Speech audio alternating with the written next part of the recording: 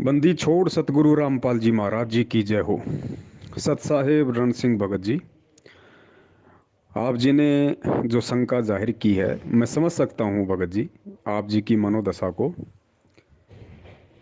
आप जी कह रहे हैं कि मैं आपके इस शंका समाधान वाले मिशन में आपका सहयोग देने के लिए तैयार हूँ, लेकिन मेरी कुछ शंकाएं हैं। और शंकाएं क्या हैं कि मैं जितना आपको समझने का प्रयास करता हूँ, साध संगति को समझने का प्रयास करता हूँ, उतना ही ज़्यादा भ्रमित भी हो जाता हूँ रामचंद्र कानपुर वाले के पोस्टर देख देख कर। भगत जी, पिछली साध संगति में परमात्मा ने इसी पॉइंट पे जिक्र करवाया था कि भाई गीता जी अध्याय नंबर 2 श्लोक नंबर 53 के अनुसार गुरुजी हमें समझा रहे थे गीता जी को पढ़ाते समय कि जब तक कोई भी व्यक्ति तरह तरह के वचनों को सुनकर, तरह तरह की बातों को सुनकर भ्रमित होता रहेगा, वो निर्णय नहीं कर पाएगा कि सही क्या है, गलत क्या है, वो पक्ष सही कह रहा है या ये वाला पक्ष सही कह रहा है। जब तक साधक या भगत इस बात का निर्णय अपने गुरुदेव के ज्ञान को आधार बना के, जो भी साधना जिस भी संत से लेकर वो करता है, यदि वो निर्णय नहीं कर पाता है, उस दुविधा की स्थिति से ज्ञान को आधार बनाकर बाहर नहीं निकल पाता है, तब तक तो वो व्यक्ति भगत की श्रेणी में भी नहीं आता। ये मैं नहीं कह रहा, ये गीता जी कह रही है, जो परमात्मा का अटल विधान है। तो इस शंका से भगत जी आपने स्वयं ही निकलना पड़ेगा। और अगर आप इस शंका से बाहर नहीं निकल पा रहे हैं, तो मुझे लगता है आप गुरुदेव जी के प्रति भी उतने समर्पित नहीं हैं जितना आप दिखाने का प्रयास कर रहे हैं या आप कहते हैं। क्योंकि गुरुदेव जी के साथ भी ठीक वही स्थिति है जो स्थिति आज दास के साथ में है। गुरु जी भी जब अपने गुरुदेव स्वामी रामदेवानंद जी महाराज जी से अलग हुए, उस समय गरीबदास जी के पंथ से बहुत सारे लोग उनसे ईर्ष्या करने लग गए थे, राग द्वेष करने लग गए थे। गुरु जी को यहाँ तक कह दिया कि ये निगुरा है, इसने स्वामी रामदेवानंद जी से नाम दीक्षा का कोई आदेश नहीं लिया, ये मनमुखी रूप से अपना चिमटा गाड़ लिया। कौन व्यक्ति? जो व्यक्ति गुरु जी से राग द्वेष और ईर्ष्या रखते थे। उसके बाद में क्या हुआ? गुरु जी अपना अलग से अपना प्रचार करने लग गए, परमेश्वर की आत्माओं को सतज्ञान देने लग गए। और ज्ञान में इतनी पावर होती है, और जो स्वयं परमात्मा उस ज्ञान को प्रदान करता है, तो आत्मा ऑटोमेटिक उनसे चिपक जाती है। लाखों को परमेश्वर ने अपने से जोड़ा, ज्ञान समझाकर, प्रेम से। और उसके बाद फिर क्या हुआ? मुकदमे हुए, बेवजह लोगों ने उनके साथ में राग द्वेष ईर्ष्या की, बहुत सारी चीज़ों को लेके मुकदमे हुए, कोर्ट कचहरी हुई। और आज स्थिति क्या है? आज गुरु जी को देशद्रोही बना रखा है। और आप यूट्यूब पे देखिए उनके खिलाफ कितने लोग दुष्प्रचार करते हैं, कितने लोगों ने वीडियो बना रखे हैं, आर्य समाज के लोगों ने बना रखे हैं, दूसरे पंथ और संतों ने बना रखे हैं कि रामपाल ईसाई मिशनरियों के लिए काम करता है, देवी देवताओं का घोर विरोधी है, हिंदू धर्म को नाश करना चाहता है, खुद भी नरक में जाएगा, सबको लेके जाएगा। सेम टू सेम वो लोग उसी स्थिति पे हैं गुरुदेव को लेके, जिस स्थिति पे आज वर्तमान में रामचंद्र जी कानपुर वाले मेरे ऊपर हावी हैं।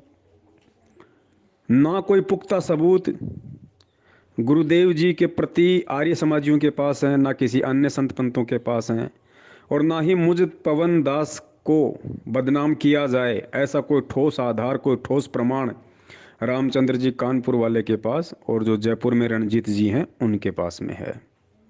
उआबाई वो लोग भी बक रहे हैं, उआबाई ये लोग भी बक रहे हैं, जबकि गुरुजी अपनी जगह सत्य हैं, वो कहीं से भी माइनस में नहीं है। ठीक इसी प्रकार मैं पवन दास भी अपनी जगह बिल्कुल खरा सोना हूँ, कहीं भी माइनस में नहीं हूँ। लेकिन ये राग द्वेष और ईर्ष्या का जो रोग है भगत जी, इसके लिए हमें गुरुजी ने क्या समझाया कि भाई राज त्यागना सहज है, और सहज नारी का नेय, पर मान बढ़ाई और ईर्ष्या दुर्लभ तजना ये, और ये छूटे बिना भगवान निकट भी नहीं आ सकता। तो ये जो भयंकर बीमारी है, ये बीमारी रामचंद्र जी के अंदर समाई हुई है। अब इस बीमारी का अंत क्या है?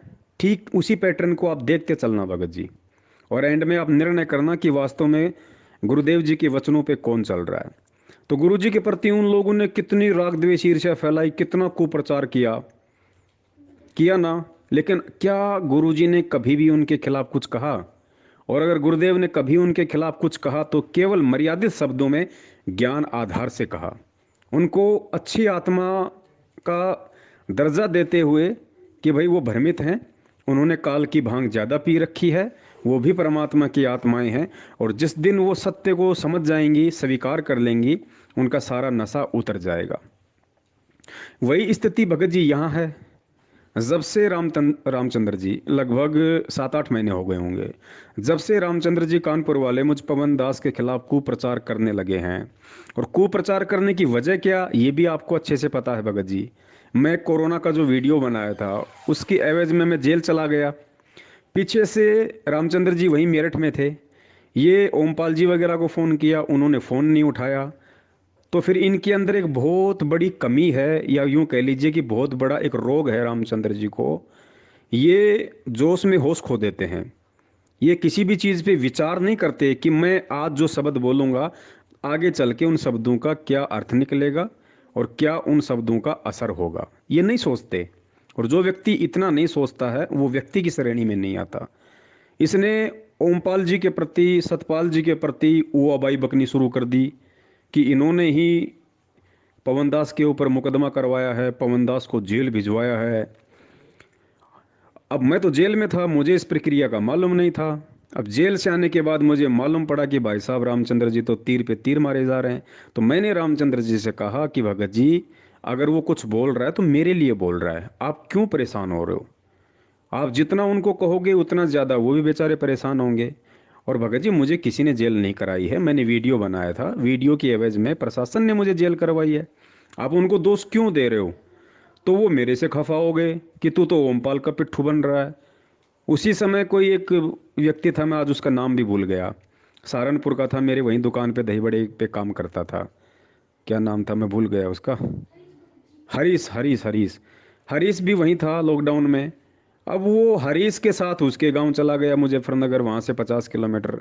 वहाँ जाने के बाद फिर वो वही बकवाद करने लग गया। अब ओमपाल जी ने क्या सोचा कि भाई ये पवनदास करवा रहा है। अब देखना लोग कहाँ भ्रमित हो रहे हैं, जबकि मेरा कोई रोल नहीं, खाली अपनी सोच आधार से दोनों तरफ से लोग भ्रमित हो रहे हैं, रामचंद्र भी और मेरठ वाले भी। तो रामचंद्र जी ने मेरे से फालतू की नफरत यूं पाल ली कि भाई ये तो ओमपाल जी का पक्ष कर रहा है, और ओमपाल ने मेरे से नफरत यूं पाल ली कि ये पवनदास रामचंद्र को अपने घर पे बैठा के हमारे खिलाफ पोस्टर बनवा रहा है, वीडियो बनवा रहा है। अब भगत जी, मेरा इसमें क्या दोष भैया? और रही बात वो रणजीत के पैसों की, तो भगत जी मैं तो स्पष्ट बोल चुका हूँ। अब हनुमान जी तो हूँ नहीं, छाती फाड़ के मैं दिखा नहीं सकता। जब मैंने स्पष्ट कह दिया कि मैंने ओमपाल जी को और रणजीत जी को, दोनों को मेरठ में जहाँ मेरी दुकान थी, दोनों को मैंने आमने सामने बैठाया और मैंने कहा भाई ओमपाल जी को रजिस्ट्री के लिए पैसे चाहिए, और रणजीत जी आप कह रहे हो कि आपके पास में 4-5 लाख रुपए हैं। बोले जी हैं। तो मैंने कहा आपस में बात कर लो। दोनों ने आपस में बात कर ली। ओमपाल जी ने 2 महीने का टाइम दे दिया। वो भाई जयपुर गया, जयपुर से 4 लाख रुपए ले आया। 4 लाख रुपए लाके मेरे घर पे आया। मैंने ओमपाल जी को बुलाया, उसकी आंखों के सामने मैंने ओमपाल जी को 4 लाख रुपए दे दिए, किस्सा खत्म। अब कोरोना फिर बीच में आ गया, फिर बीच में रामचंद्र ने नाटक शुरू कर दिया। अब इस बात का तो रामचंद्र को 2 महीने पहले पता था, काफी समय पहले ही उसको पता था कि भाई रणजीत ने ओमपाल को पैसे दिए हुए हैं। तो उस समय उसने पैसों का जिक्र क्यों नहीं किया? उसने उस समय उन पैसों का जिक्र क्यों किया जब मैंने उसको यह कहा कि भाई क्यों वीडियो बनाते हो किसी के खिलाफ? उसके बाद वो राग द्वेष ईर्ष्या में आ गया। जिस बात के लिए वो पहले कुछ नहीं बोल रहा था कि ठीक है भाई उधार तो आपस में लेते ही है, कोई दिक्कत नहीं, उसी बात को आगे जाके उसने अपना मेन मुद्दा बना लिया। तो भगत जी, गलती तो उनकी है ना। हाँ, मैंने रणजीत जी से मेरे पर्सनली काम के लिए 50,000 रुपये लिए थे। 50,000 रुपये आप जी उनको रणजीत जी को फ़ोन करके मालूम कर सकते हो। पिछले 5 महीने से हर महीने 10-10 हज़ार रुपये मैं उनको दे रहा हूँ। 50,000 रुपया रणजीत जी के खाते में पहुँच चुका है। अब बताओ भगत जी, बाकी का जो पैसा है वो पहले रणजीत ने कहा कि मुझे ओमपाल देगा। उसने खुद कहा कि पवन मैं तेरे से नहीं मांगूंगा क्योंकि तूने पैसा काम में नहीं लिया। ओमपाल ने हाँ भरी थी, बोला मैं ओमपाल से लूंगा। बाद में वो ओमपाल मुकर गया। अब ओमपाल मुकर गया तो अब वो कह रहा है कि पवन मैं तेरे से लूंगा, तो पवन कहाँ से देगा भाई? आप अपने ऊपर लेके देखो भगत जी इन सब बातों को। अगर मेरी जगह आप हो और आप किसी भगत से, किसी भगत की 4 लाख रुपए की मदद करवा दो और बाद में उस भगत की आपसे बिगड़ जाए, अब बताओ उसके बाद आप पे ठोक दे कि भाई रण सिंह जी कैथल वाले, मैंने आपके कहने पे पैसे दिए थे, आप दो मेरे को पैसे। भगत जी आप कहाँ से दोगे? आप यही तो कहोगे ना कि भैया मैंने तो आप दोनों को आपस में बैठा दिया था, आप दोनों की बातचीत हो गई, मेरे तो आप भी गुरु भाई और वो भी मेरा गुरु भाई, मेरे कोई रिश्तेदार तो हो नहीं तुम, ना मैं तुम्हारा कोई रिश्तेदार। आज अगर कोई बात बिगड़ गई है तो पैसे मैं कहाँ से दूंगा भैया? मैं तो हाँ भर सकता हूँ, मैं ये बता सकता हूँ हाँ भाई इसने पैसे लिए थे, इसने पैसे दिए थे और इतने समय का इसने टाइम दिया था, तो वही मैं कर रहा हूँ भगत जी। अब इससे ज़्यादा मैं क्या कर सकता हूँ? तो भगत जी ये राग द्वेष और ईर्ष्या का मामला है। बाकी मेरे खिलाफ एक भी कोई सबूत हो, एक भी कोई बात हो जिस प्रकार से रामचंद्र भाई कहता है कि पवन ठग, पवन ठग, पवन ठग, और मैं भगत जी खुलेआम कह रहा हूँ कि वो परमात्मा मेरी सारी भक्ति को नष्ट कर दे, मेरे युगों युगों की भक्ति को नष्ट कर दे परमेश्वर, यदि मैंने ये नाम दीक्षा लेने के बाद में किसी से 1 रुपया भी अगर मैंने ठगा हो तो भगत जी, 1 रुपया भी किसी से ठगा हो तो, उधार लिए मैंने 6-7 लाख रुपए, क्योंकि मैं काम नहीं कर पा रहा था, मेरा काम धंधा नहीं चल पा रहा था, मुझे परमात्मा की सेवाएं करनी थी, मैं 15-15 20-20 दिन में बाहर रहा करता था भगत समाज के अंदर सच्चाई बताने के लिए। तो मैंने 4-5 लाख रुपए भगत समाज से उधारे लिए और वो भगत जी मैं सबके चुका रहा हूँ धीरे धीरे। जिनको ज़्यादा जल्दी थी उनको परमात्मा जल्दी करवा रहे हैं। और पिछले 5 महीने से जब से मैं यहाँ आया हूँ मेरठ छोड़ के, मैंने भगत जी लगभग 3.5 लाख रुपए मेरा घर खर्चा काट के मैंने लोगों के चुकाए हैं। रामचंद्र जी के मैंने दे दिए, महाराष्ट्र वाला था उसके 50,000 रुपये मैंने दे दिए, और कितने भगत बताऊं जयपुर में अपने कजोड़ भगत जी 50,000 रुपये मैंने उनको दे दिए इन 5 महीनों में। 50,000 रुपये मैंने रणजीत जी को मैंने दे दिए भगत जी। हम और दास नहीं बताना चाहता, और बहुत सारे लोग हैं, कम से कम हमारे क्या नाम है जयपुर में है हमारे रूपदास भगत जी हैं, उनके 45,000 रुपये थे, परमात्मा ने उनके चुकवा दिए। 37,000 रुपये जयपुर में अपने मुकेश भगत जी हैं, परमात्मा ने उनके चुकवा दिए। और भी बहुत सारे भाई थे, मतलब 3.5-4 लाख रुपया परमात्मा ने 5 महीने में। और मेरे घर का खर्चा इन 5 महीनों का कम से कम 2-2.5 लाख रुपया, घर का सामान भी आया, बच्चों के कपड़े भी आए, बहुत सारी चीज़ें भी आई, नई नई जगह आदमी सेट होता आपको पता है भगत जी। तो मेरी नीयत थी तो परमात्मा ने मुझे बरकत दी। जिस धंधे में मेरी पहले कोई बरकत नहीं हो पा रही थी, उसी धंधे में परमात्मा ने मुझे 5 महीने में 5 लाख रुपए दे दिए भगत जी। और मैंने घर में 1 रुपया नहीं रखा, आज भी नहीं रखा। और मेरे घर पे जो भी 40-50 हज़ार रुपए जो परमात्मा के 10वें अंश के थे भगत जी, वो भी मैंने परमात्मा के बच्चों को दे दिए जो मुसीबत में थे। उनको दिए मैंने, किसी को 10, किसी को 5, किसी को 7, कि भैया परमात्मा का पैसा है, परमात्मा भी अपने बच्चों की सेवा में ही लगाते हैं 10वां अंश। आज गुरुजी हमारे बीच में नहीं है तो मैं क्या करूंगा इस पैसे का? मैं को चाटूंगा थोड़ी। 10वें अंश का पैसा है, परमात्मा का पैसा है। और अगर वास्तव में कोई परमात्मा की आत्मा अगर दुखी है और उसके यदि ये पैसा काम नहीं आया तो धिक्कार है इस 10वें अंश का मेरे घर में रखना। तो भगत जी परमात्मा ने तो 10वें अंश तक की सेवा परमात्मा के बच्चों को करवा दी, और फिर भी हम ठग हैं तो हम ठग हैं भगत जी। और हमें कोई फर्क नहीं पड़ता, चाहे रामचंद्र जी कुछ कहें, चाहे और कुछ कहे भगत जी। जब मेरे पिताजी को किसी ने नहीं बख्शा, जब उनको देशद्रोही बना दिया, उनको ठग बना दिया इस काल ने, लोगों में कुप्रेरणा करके, भगत जी मुझ जैसे 2 कौड़ी के जीव को कौन बख्शेगा? तो ये सारा खेल ये चल रहा है। अब पूछ लो उन लोगों से, अगर मैंने रणजीत जी से अगर पैसे मैंने ठगे हों, जिस प्रकार से वो रणजीत जी भी रामचंद्र जी के विचारों से प्रेरित होकर जो वीडियो बना रहे हैं, आप उनसे पूछ लो भाई, उनसे जितने लिए थे 50,000 रुपये मैंने उनके दे दिए भाई। अब बताइए मेरी कहाँ गलती है इसमें? अब बाकी 4 लाख तो ओमपाल देगा ना। अब वही बात है भगत जी, जिसकी लाठी उसकी भैंस, ओमपाल पे किसी का जोर चलता नहीं। अब जब मेरठ में मैं था और वो रणजीत मेरठ में आया तो पता उसने कितनी घटिया घटिया मेरे साथ में उसने हरकतें की। मेरे घर का खाके भगत जी उसी थाली में छेद कर रहा। मैं जिस कॉलोनी में रहता उसी कॉलोनी में रामचंद्र जी के कहने पे भगत जी पर्चे छपवा के पूरी कॉलोनी में बांट दिए कि पवन ये ठग है, मेरे पैसे खा गया, वो खा गया। मैंने कुछ नहीं कहा भगत जी उसको। अब अगर उसकी औकात है, वो इतना अगर सूरवीर है, तो वो मेरठ में जाके और ओमपाल जी का गांव में जाके पर्चे क्यों ना बंटवाए भाई, कि ओमपाल मेरे 4 लाख खा गया। लेकिन नहीं करेगा। क्यों नहीं करेगा? उसको पता, वो डंडा चढ़ा देंगे वहीं पे, वापस नहीं आ पाएगा जयपुर में।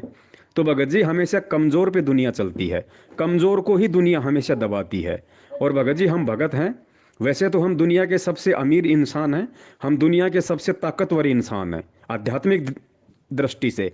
और अगर वैसे देखा जाए तो सतगुरु के सेवक होने के नाते हम दुनिया के सबसे निम्न श्रेणी के व्यक्ति हैं, हम दुनिया के सबसे आधीन और दास भाव के हम प्राणी हैं।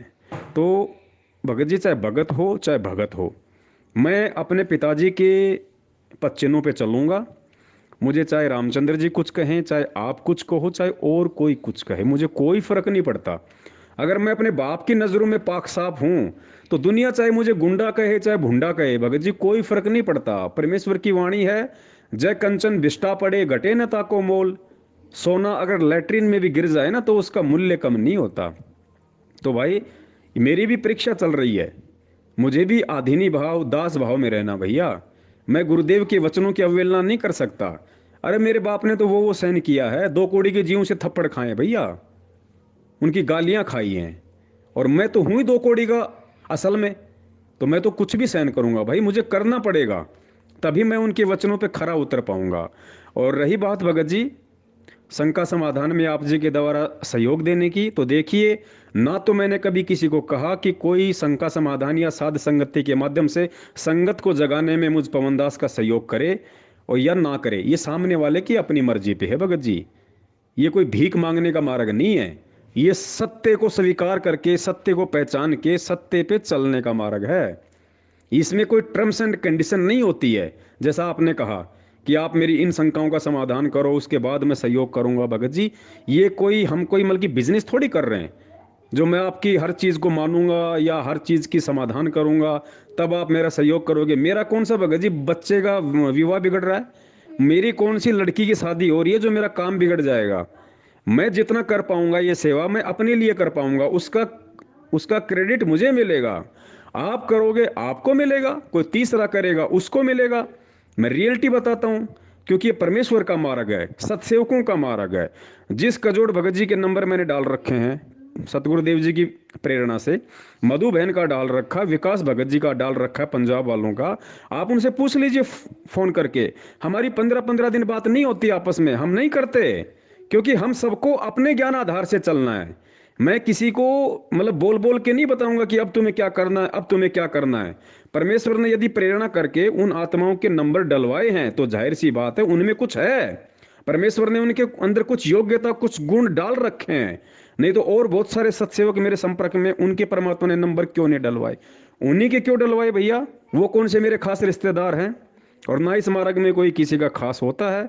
तो भगत जी, जिसकी सेवा करने की इच्छा होगी और जिसके मजबूत भक्ति संस्कार होंगे, और जो व्यक्ति राग द्वेष और ईर्ष्या से कोसों दूर होगा, जो सतगुरु के प्रति समर्पित होगा, भगत जी उसको परमात्मा शिखर पे पहुंचा देगा। शिखर पे हम पढ़ा करते थे पहले, श्री कृष्ण जी के पोस्टरों में लिखा होता था, तू मेरी तरफ एक कदम बढ़ा के तो देख, मैं सारी दुनिया तेरी तरफ ना बढ़ा दूं तो कहना। ये आज है, असली श्री कृष्ण मेरा गुरुदेव है, अपना गुरु जी है, असली श्री कृष्ण, असली मुरारी। इसकी तरफ, सच्चाई की तरफ एक कदम बढ़ा के तो देखो, निष्पाप होके, निष्कलंक होके, निश्चल होके, राग द्वेष ईर्ष्या को कूड़े के ढेर में डाल के एक बार उसकी तरफ चल के तो देखो, परमात्मा अरस से फर्श पे बैठा देगा। रामचंद्र जी मेरे खिलाफ पिछले 7 महीने से इतनी गंदगी डाल रहे हैं फेसबुक पे, व्हाट्सएप पे। भगत जी, उसमें नुकसान किसका है? उनका, उनको मालूम नहीं है उनका कितना नुकसान हो रहा है आध्यात्मिक दृष्टि से। क्योंकि एक तो वो संत की निंदा कर रहे हैं, भगत की निंदा कर रहा हो, क्योंकि मैं भगत जी बिल्कुल अपनी जगह पाक साफ हूं, लेकिन वो राग द्वेष ईर्ष्या से ग्रसित है, तो वो करेगा भाई, वो करेगा, तो इसमें मेरा क्या दोष? अब गुरुजी के खिलाफ दुनिया कुछ कर रही है, उल्टा सीधे बोल रहे हैं, तो उसमें गुरुजी का क्या दोष भाई? अब कोई गुरुजी सी है कि गुरुजी मुझे तो इनके प्रति जो शंका है, ये लोग आपके खिलाफ ऐसा ऐसा बोल रहे हैं, आपके खिलाफ ऐसा ऐसा कुप्रचार कर रहे हैं, आप मुझे पहले इस शंका से बाहर निकालो, ऐसा क्यों कर रहे हैं, तब मैं आपके मिशन में सहयोग दूं। तो भाई, गुरुजी ने कोई ठेका थोड़ी ले रखा उस बात का सभी को पाक साफ करने का। अरे भैया, गुरुजी के सत्संग सुनो, गुरुजी के विचारों से स्वयं परिचित हो, और फिर स्वयं निर्णय करो कि ऐसा ज्ञान देने वाला गुरुदेव ऐसा सत का मार्ग बताने वाला गुरुदेव क्या कभी इस तरह की घटिया या गंदी हरकतें करेगा? अगर नहीं करेगा तो वो सत्य है। तो भाई देखो, पवनदास को देखो, आज जब से आप मुझे जानते हो तब से आप मेरा चरित्र देखो, आप मेरे विचार देखो, आप मेरा जीवन देखो, मेरी जीवन शैली देखो। उसके बाद आप बताओ, रामचंद्र जी के अलावा किसी और से आपने सुना कि वो ठग है? रामचंद्र जी या उसके दो चार जो साथी हैं उनके अलावा क्या आपने किसी से सुना कि पवन ठग है? और मैनेजमेंट ने कहा कि पवन ने नामदान से चोरी की। मैंने भगत जी सरेआम चैलेंज कर रखा है भैया, आ जाओ भाई, परमात्मा धरती पे है, फैसला करेगा। बीच में जहर की बोतल रखो टेबल पे, एक तरफ महेंद्र बैठो या वो व्यक्ति बैठो जो मेरे ऊपर ये लांछन लगा रहा है, और एक तरफ मैं बैठूंगा और जहर पीऊंगा, और जहर पीना पड़ेगा। परमात्मा धरती पे है, जिसने मीरा के जहर को अमृत किया था। यहाँ पे अन्याय नहीं होने देगा भगवान, वरना इस धरती से न्याय और धर्म समाप्त हो जाएगा। परमात्मा के रहते सहते अगर अन्याय हो गया तो उसके भक्तों के साथ में। तो भगत जी ये भक्ति मार्ग है भैया, इसमें फैसला आपको लेना पड़ेगा। अगर आपको सेवा करनी है तो आपको पहले अपना स्टैंड क्लियर करना पड़ेगा। देखिए, हम नहीं कहते किसी को जबरदस्ती कि हमारे साथ आके संगत को जगाओ, जगाओगे तो आप अपने लिए जगाओगे, आप अपने गुरु के प्रति अपना शिष्य धर्म निभाओगे। भगत जी अब दास इससे ज्यादा कुछ नहीं कह सकता। भगत जी इतनी बातें अगर परमात्मा अगर साध संगति के तहत संगत से करवाते तो हजारों की शंकाओं का और समाधान होता। ये बातें जो अपन ने की हैं इनका कोई मतलब नहीं निकलता। रामचंद्र जी नहीं समझेंगे भगत जी, मैं जानता हूं उनको, मैं आपसे पहले उनसे जुड़ा हुआ हूं भाई, 3 साल से मेरा उनसे संपर्क है, मैं उनके व्यवहार से अच्छी तरह मैं परिचित हूं। देखो, रामचंद्र जी कोई बुरे इंसान नहीं है, कोई कुचरित्र का इंसान नहीं है। जैसे नरेश दास जी हैं इटावा वाले, उन्होंने कहा कि भाई वो फरुखाबाद जाता था, भक्तों के बैग में से पैसे निकालता था। देखो, मैं इन सभी बातों का मैं खंडन करता हूं। रामचंद्र जी ऐसी घटिया हरकत ना तो कर सकता ना सोच सकता। ये नरेश जी का अपना राग द्वेष और ईर्ष्या थी रामचंद्र जी के प्रति, क्योंकि वो नरेश जी के खिलाफ भी पोस्टर बना बना के डाल रहा था, उनके बच्चे के खिलाफ भी अनाप शनाप बोले जा रहा था। तो उसको आ गया मन में, उसने इस तरह की बातें बोल दी, तो मैंने समर्थन नहीं किया उसका। मैंने कहा भैया वो ऐसा नहीं है, और ऐसा झूठा प्रचार किसी के खिलाफ मत करो। मैं सत को सत कहूंगा भगत जी, चाहे रामचंद्र जी, चाहे जो मर्जी हो, क्योंकि मेरा किसी से कोई राग द्वेष ईर्ष्या नहीं है। मैं गुरुदेव के चरणों की सौगंध खा के कहता हूँ, 6 साल से मैं रामचंद्र जी के द्वारा जो पोस्टर बनाए जा रहे हैं हम भी उनको पढ़ते हैं, देखते हैं भाई क्या विचार हैं, क्या मनसा है उनके। एक भी पोस्टर में अगर सच्चाई हो, एक भी पोस्टर में अगर अगर सच्चाई हो, तो भगत जी मेरे तो वही शब्द है, परमात्मा भगत जी सारी भक्ति नष्ट कर दे। एक भी शब्द में अगर सच्चाई हो तो जो वो कह रहे हैं वो ठग है, ऐसा है वैसा है, कोई सच्चाई नहीं है भगत जी। मनमुखी तरफ से चल रहा है, काल प्रेरित होकर चल रहा है। तो भगत जी उसके शब्द, उसके पोस्टर, उसके विचारों का परिणाम उसके साथ है, आज नहीं तो कल। और जो परिणाम है वो आपने देख भी लिया होगा। जो खुद उसके साथ में थे, कुछ कानपुर के लोग थे, सौरभ दास जी थे और कुछ लोग थे, सब उससे दूर हट गए, क्योंकि कुछ मिलता ही नहीं लोगों को। और वो सारा दिन अगर वो राग द्वेष ईर्ष्या बांटेगा तो लोगों का भक्ति से मन हटेगा, लोगों का लोगों का गुरुजी के प्रति विश्वास कम होगा। क्योंकि सारा दिन वही गंदगी अगर कोई आदमी खाएगा तो उसके विचार भी तो वैसे गंदे होंगे। तो खुद जो रामचंद्र जी के साथ में दो चार लोग थे, उन्होंने भी उनका साथ छोड़ दिया। तो उनके भगत जी विचार, उनके शब्द उनके साथ में है, और मेरा रामचंद्र जी से कोई लेना देना नहीं है। वो अगर कुछ अच्छा करेंगे तो अपने लिए करेंगे, बुरा करेंगे तो अपने लिए करेंगे। मैं अपने पिताजी के प्रत्येक वचन पे अडिग होके चलूंगा, किसी को मैं कुछ नहीं कहूंगा भगत जी। चाहता तो मैं भी पोस्टर बना सकता था उनके खिलाफ, चाहता तो मैं भी वीडियो बना सकता था। क्या वो भाषा मुझे नहीं आती? क्या वो भाषा मैं भूल गया जिस भाषा का वो प्रयोग करते हैं? लेकिन भाई मुझे अपने परमात्मा पे विश्वास है, और मुझे मेरे परमात्मा के वचनों पे विश्वास है। वो जैसा करेगा अपना पाएगा भगत जी। और आप अपना स्टैंड आप क्लियर करो भगत जी, आपने क्या करना है, आपने क्या नहीं करना है। ये राग द्वेष और ईर्ष्या का मार्ग नहीं है भगत जी। जब हम एक भगत को नहीं पहचान पा रहे यहाँ पे, हम भगवान को क्या पहचानेंगे? क्या पहचाना होगा फिर भगत जी आप लोगों ने गुरु जी को, जब आप एक गुरु जी के एक शिष्य को नहीं पहचान पा रहे, एक भगत को आप नहीं पहचान पा रहे, इतने नजदीक रह के इतनी बार उनसे मुलाकात करके गुरु जी को फिर हम क्या पहचानेंगे? जो भगत को नहीं पहचान सकता वो भगवान को क्या पहचानेंगे? खुद सोचने की बात है, कॉमन सेंस की बात है भगत जी। क्या सारी जिंदगी हम लोग इसी तरह से लड़ झगड़ के राग द्वेष ईर्ष्या में निकाल देंगे? आज अगर परमात्मा ने मुझ पवन दास के साथ में अगर हजारों भाई बहनों का अगर एक जत्था अगर अगर परमेश्वर ने अगर खड़ा किया है तो क्यों किया है? मैंने किसी आत्मा को कहा कि भाई तुम मेरे साथ लगो या साध संगति में तुम मेरा साथ दो, शंका समाधान के नाम से तुम यूट्यूब पे चैनल बनाओ। मैंने किसी पे कोई दबाव नहीं डाला। मैंने प्रार्थना की, भैया हम सब भगत हैं। हमारे गुरुजी के साथ में इस तरह से इन लोगों ने उनको आम व्यक्ति समझ के, आम मानव समझ के उनके साथ में ऐसा व्यवहार किया, जिस वजह से भरवाला कांड हुआ। अब ये हम सब का शिष्य धर्म बनता है कि हम अपने पिताजी के पद चिन्हों पर चलते हुए ज्ञान आधार से, क्योंकि हमारा हथियार है ज्ञान आधार, उस आधार से हम भगत समाज की शंकाओं का भी समाधान करें। हम भगत समाज को धीरे धीरे सत्यता से भी परिचित करवाएं, ताकि इन काल प्रेरित लोगों से हटके वो परमात्मा की तरफ बढ़े। इससे हमारी सेवा बनेगी, इससे हमारे पुण्य बनेंगे और परमेश्वर इसी से प्रसन्न होंगे, क्योंकि यही उनका मार्ग है, सत्य, प्रेम और अहिंसा का, जो वर्तमान में केवल सत्सेवक ही निभा पा रहे हैं। आपको पता है कि मैनेजमेंट ने हमारे साथ में कितनी ज्यादतियां की। 3 बार तो मेरे ऊपर जानलेवा हमले किए, 2 बार तो भयंकर रूप से उन्होंने मेरी पिटाई की जहां पे बचना मुश्किल था। और भगत जी इसके अलावा उन्होंने कौन सी कमी छोड़ दी? और मैनेजमेंट जो खुद सच्चाई के साथ थे, रामचंद्र जी जैसे मेरठ वाले भगत जी, उन्होंने मेरे साथ में कौन सी कमी छोड़ी बताइए? मारा है नहीं और रुलाने में कोई कमी छोड़ी ही नहीं। लेकिन भगत जी मैंने तो कभी, आप देख लो, जब से मैं मेरठ छोड़ के आया हूं, मैंने मेरठ वालों के खिलाफ भी अगर एक शब्द कहा हो तो बताओ, एक शब्द भी अगर मैंने कहा हो तो बताओ। जबकि ओमपाल जी ने मेरे लिए ऐसे ऐसे शब्द कहे कि तेरी औरत जो है वो कुचरित्र की है, मैं तेरे घर पे जाऊंगा, पता नहीं मेरे ऊपर इल्जाम लगा दे, मैं तेरा मर्डर कर दूंगा अगर तुम मेरठ में रहेगा तो।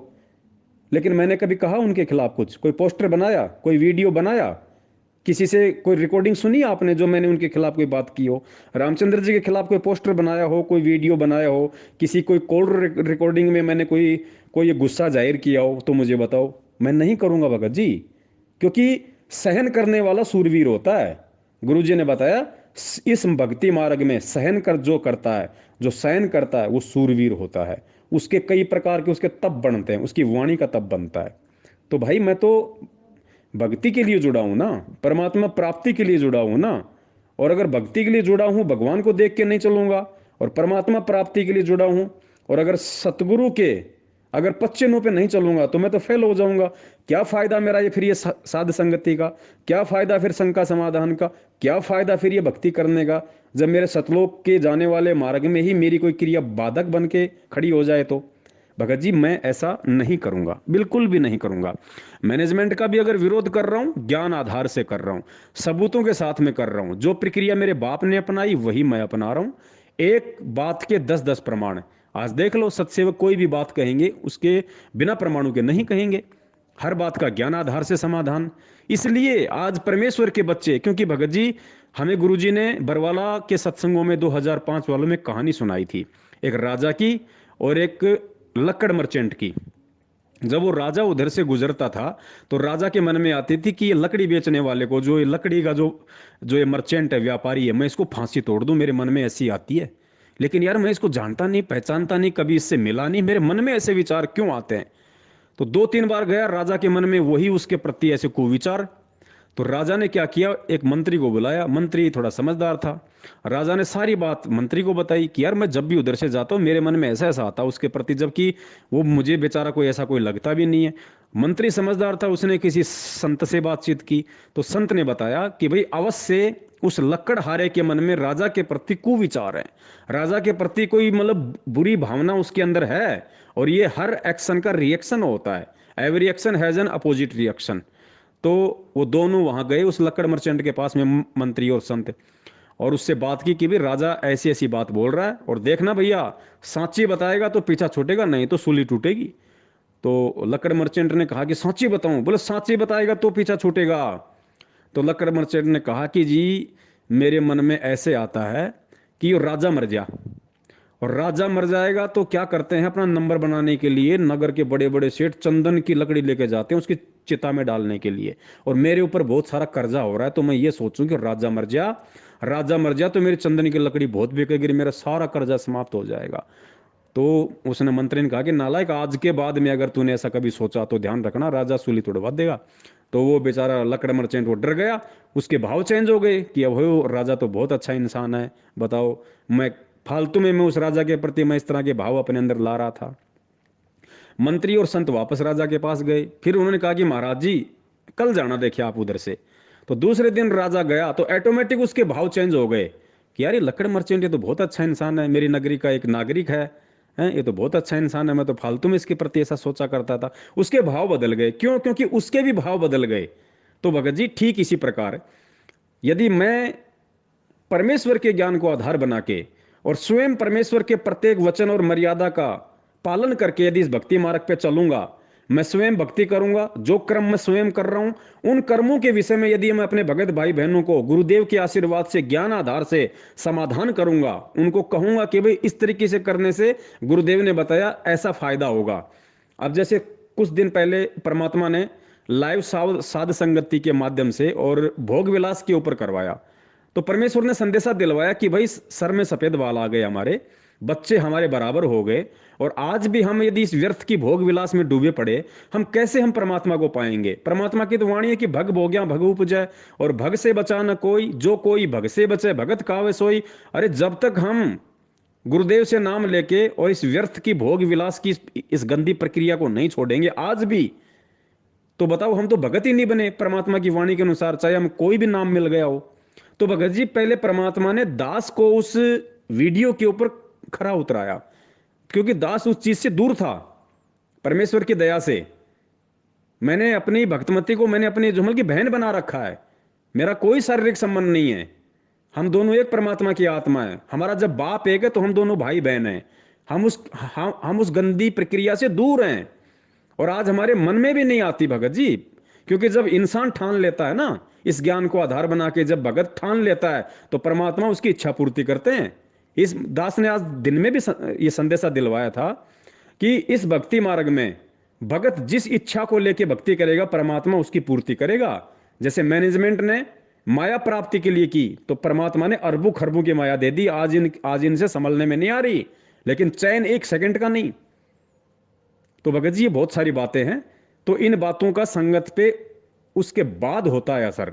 इसलिए आज परमात्मा ने हजारों की संख्या में सत्सेवक भाई बहन पवनदास के साथ में जोड़ दिए।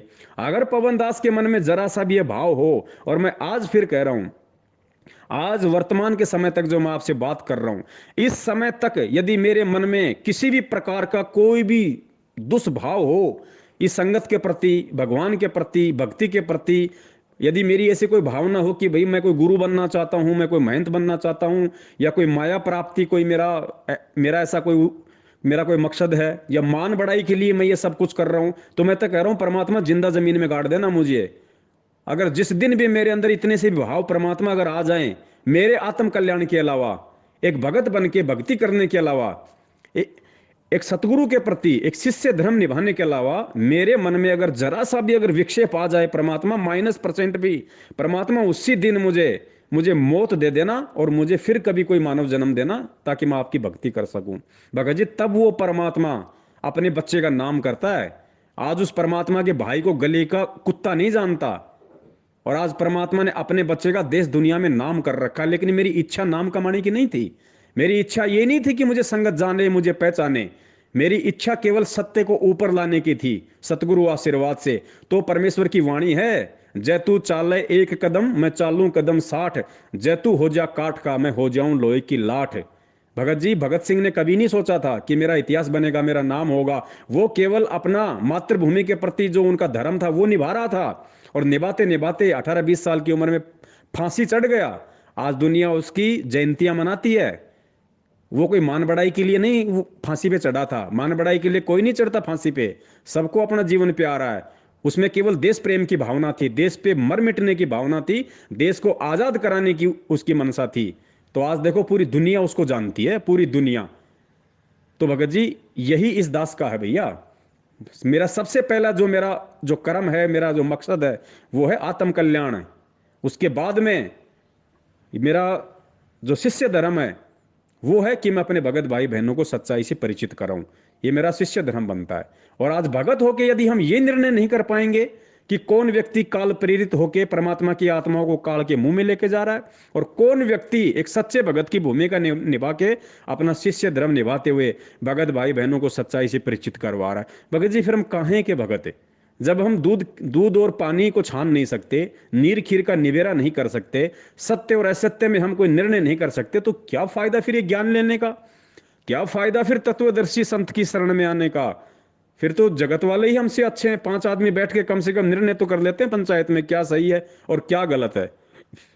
तो भगत जी आप स्वयं विचार करो बड़े भैया।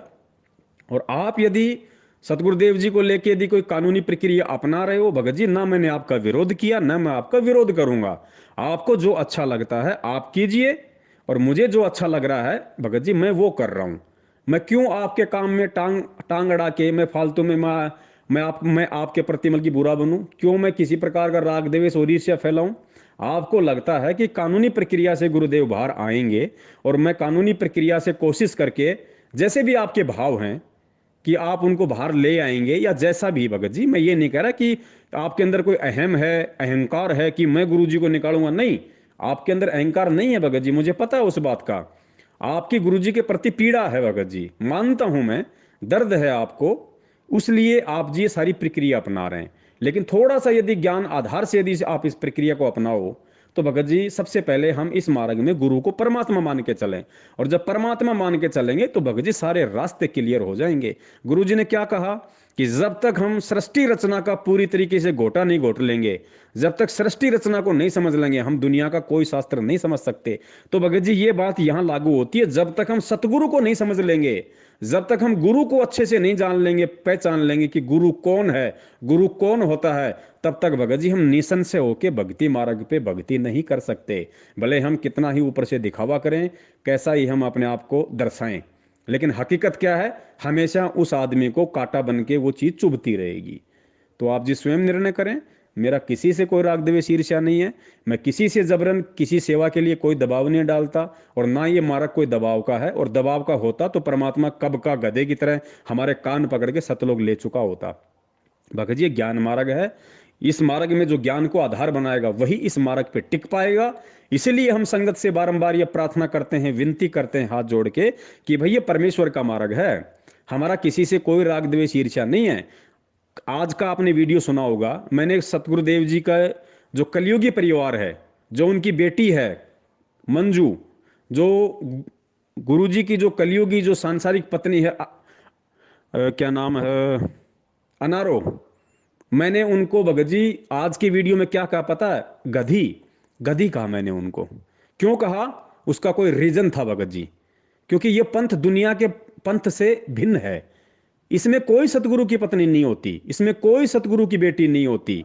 ये मार्ग वो नहीं है कि भाई भाई गुरु माता, हमारे गुरु पिता, नहीं भैया। हमारा ना कोई गुरु माता है, ना हमारा कोई गुरु पिता है। मेरा गुरु ही मेरी माता है, मेरा गुरु ही मेरा पिता है। ठीक है, ये परमेश्वर ने जो लीला की है कलयुग की बिजली पीढ़ी में आके एक परिवार के अंदर प्रकट होने की, भगत जी ये परमेश्वर ने इसलिए की है ताकि मेरी आत्माएं मुझे ज्ञान से समझें। ये शिक्षा क्यों दी है, तत्व ज्ञान क्यों दिया है? परमात्मा ऐसी ही लीला करेगा, उन लीलाओं से आपको परमात्मा निकालना पड़ेगा।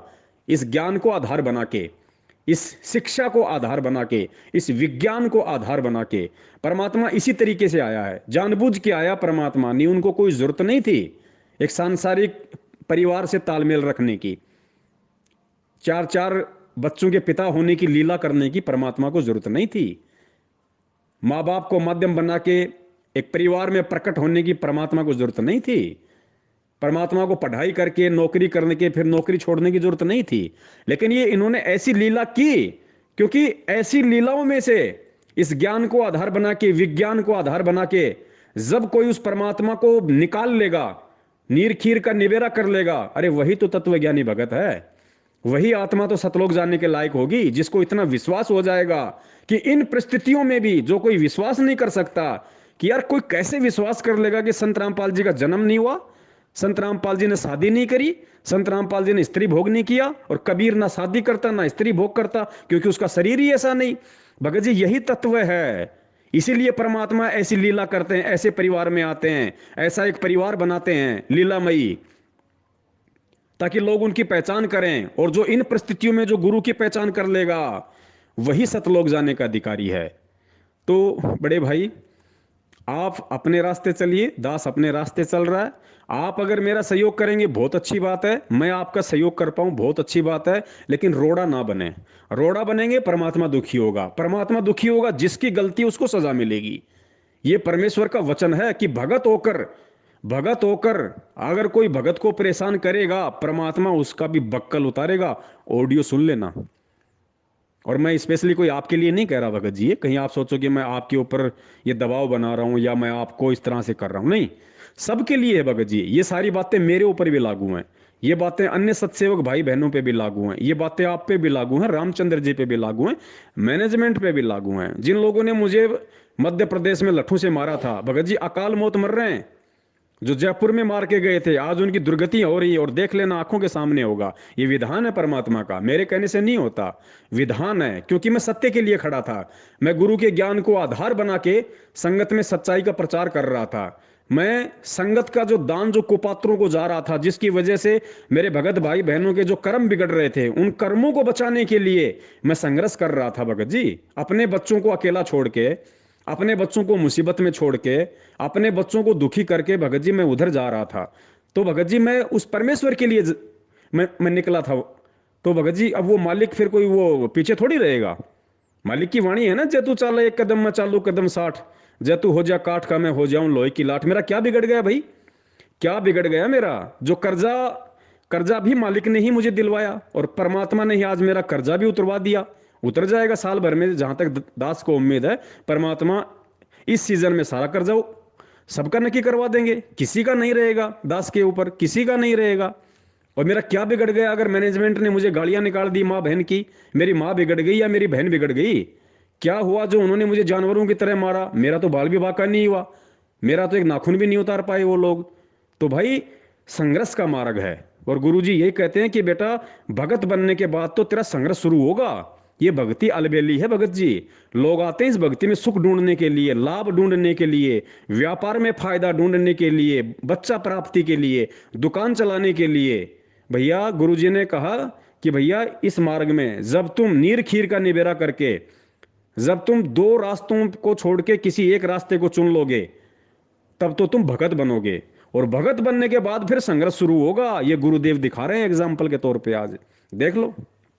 खुद एक भगत की भूमिका में आज उनके साथ में कितना बड़ा संघर्ष है। इतना संघर्ष हम कर सकते हैं क्या? जिंदगी में नहीं कर सकते भगत जी, जिंदगी में कलेजा फट जाएगा। ये इस परमार्थ के मार्ग में निस्वार्थ हो गया। अगर कोई इतना संघर्ष कर सकता है ना, वो केवल परमात्मा कर सकता है।